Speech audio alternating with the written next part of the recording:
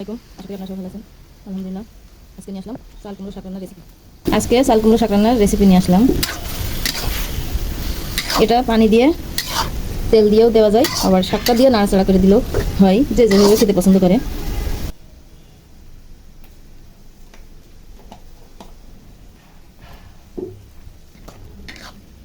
আপনারা সবসময় চেষ্টা করবেন তরকারিতে হলুদটা পরে দেওয়া, তাহলে বিশেষ করে শাকের ক্ষেত্রে লাউ পটল এইগুলো যদি হলুদটা পরে দেওয়া হয় তাহলে রঙটা সুন্দর আসবে, দেখতে ভালো লাগলে খেতেও ভালো লাগবে।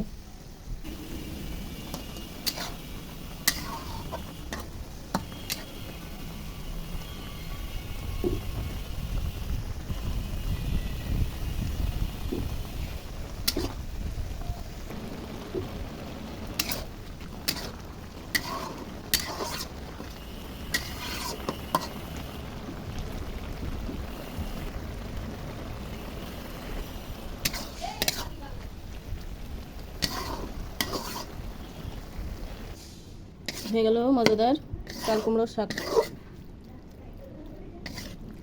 রেসিপিটা ভালো লাগলে সাবস্ক্রাইব করে পাশে থাকুন। আল্লাহ হাফেজ।